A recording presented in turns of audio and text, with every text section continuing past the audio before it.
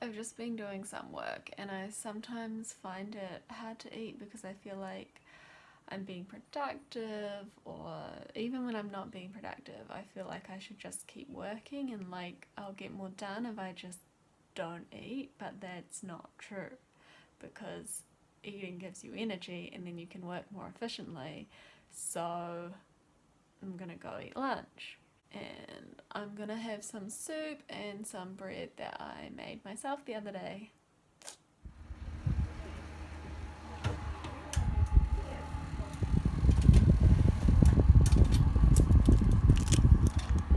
I know this looks really unappetizing, but it tastes good. Coumarin lentil soup, toast with olivani. I find doing this word wheel a really helpful distraction while I'm eating because then I can just think about the word while I eat my food. And I also don't have to write anything, so it's easy. After eating, I think it's really important to distract myself so that like I don't get caught up feeling guilty about what I've eaten, and so that I don't like end up missing my snack or something later. So I like to watch a recovery video, or if I have some really engaging work to do, that will work as well. I don't have that engaging work to do right now, and I do like to reinforce why I'm doing recovery, so I'm going to watch a Megzy recovery video now.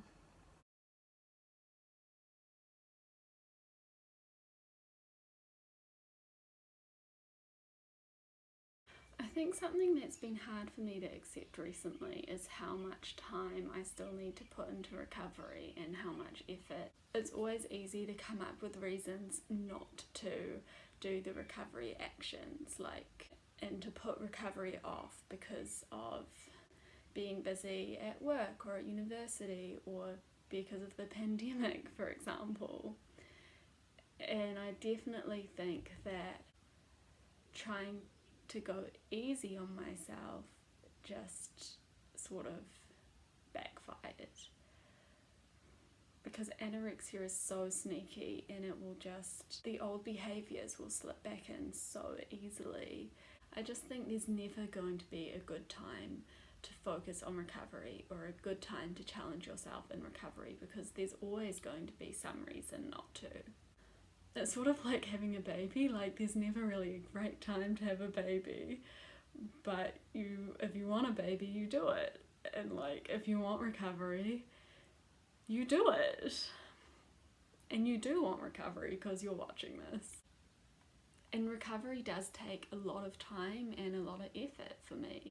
Like I took almost a whole year off study to focus on my recovery, and I remember people asking me like, how do I keep myself occupied?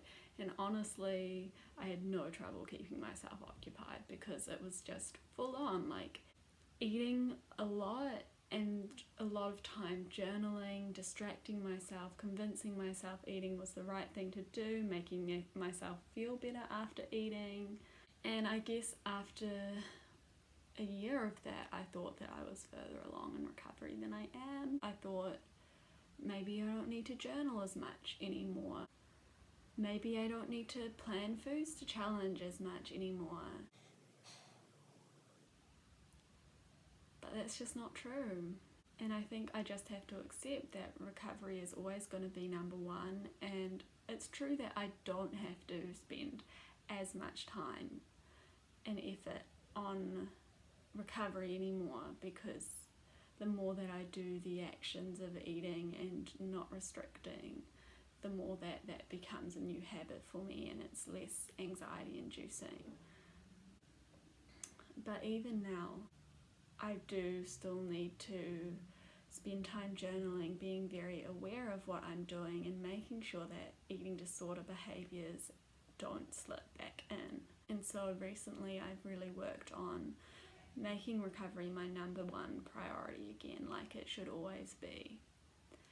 And I find that really hard because I'm studying at the moment and I want to keep up with my peers and work hard, and I don't want to have to spend time journaling, and I don't want to have to feel the anxiety that comes with challenging food fears. But I just have to. I have to do it, because if I don't do it now, there's never a good time to do it. And then before you know it, you've spent another year trapped in your eating disorder. I have to do the actions now. There's no later. It's that whole thing of, if not now, when? And I know that that's true from past experiences. I never thought that I would still have an eating disorder at 24, because I thought I would have recovered by now. But unless you consistently keep doing the actions and keep challenging yourself, regardless of what else is going on, then you'll just continue being stuck in your eating disorder. And it doesn't matter what other people are doing. It doesn't matter if you can't always be productive, if you can't always get things done because you're feeling anxious and you have to journal or do Sudoku or do something to distract yourself from your anxiety because you've just challenged yourself. It's just what you have to do. And I guess it's like if you had a physical injury, like if you'd broken a bone or something, maybe you would have to go to physical therapy or put an ice pack on it for certain lengths of time each day or something like that. And the same applies when you're trying to heal your mind. You have to spend time on it, and yeah, it sucks, but you just do it, because otherwise you will never get better. And I do not want to spend the rest of my life trapped in my eating disorder. And I know that I am getting better. Like I can focus on reading books now, and I am studying again, and it's going well. But if I let old behaviours slip back in, then all too easily I'll slip back to where I was a year ago. Recovery is a full-time job, and it won't always be that way, but that's the way it is at the moment. And I just have to accept that, because I know that recovery is worth it. I know that's what I want. And there's really no point in putting off recovery, because it has to happen at some point. I listened to a podcast by Tabitha Farrar the other day, and she said, it's not that recovery is possible, it's that recovery is inevitable. It's going to happen. It's just a matter of when it's going to happen. Would you rather suffer with your eating disorder for another 10 years and then recover, losing 10 years of your life to restricting food, anxiety, no energy, being tired, fatigue, dizzy, headache, stomach pain? Or would you rather recover now, have it rough for a year or so, 2 years, 3 years, however long it takes you to recover, and then enjoy the rest of your life? I know what I would prefer. Okay, all that said, I'm gonna go eat some cake now, and then for dinner I'm challenge repeating full fat cans of like coconut milk and coconut cream at the moment, because I want to be able to eat things like that taste delicious but still cause me a bit of anxiety. So I'm making a coconut curry tonight. I had another one recently as well.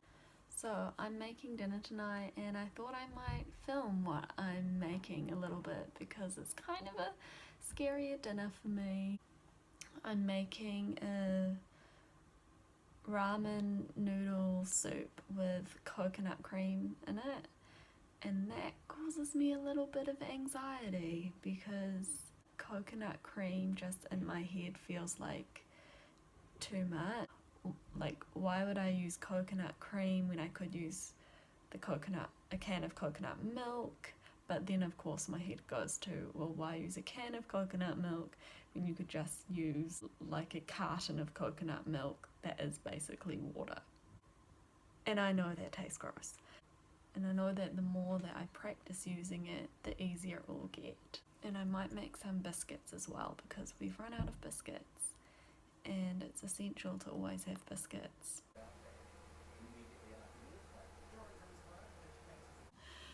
And that's definitely getting easier, but there is some reluctance in me to have cake now, because my head is just going, well, you're already challenging yourself today with the coconut curry. Why are you having cake now? Just have it later. You've already eaten enough today. You're not even that hungry. Blah, blah, blah. The thoughts will keep going, but they're not the truth. And I can do more than one challenge in a day, and I want cake. I know that I want cake. I'm gonna eat cake, and I'm gonna eat the curry as well. There doesn't have to be a, if I eat this, I can't eat that. You can have both. I can have both. Got my cake. It's the last piece.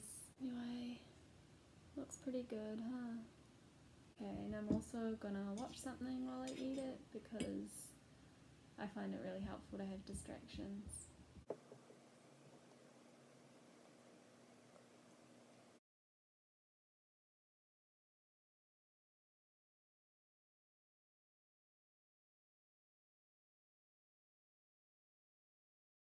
So I'm gonna distract myself watching a statistics lecture now.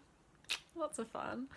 And then I'm gonna make the curry, and also I remembered I need to make cookies, because apparently I've been dating my boyfriend for 3 months now, and I'm meant to do something for that. So I'm gonna make some cookies for him, and obviously try them myself as well to make sure they're good.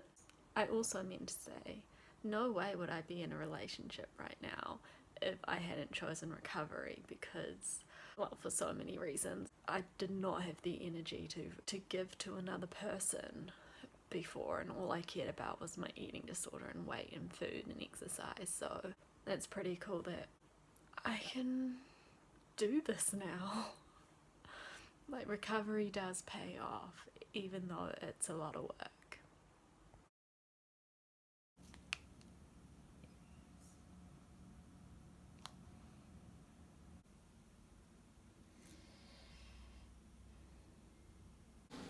Challenge repeat.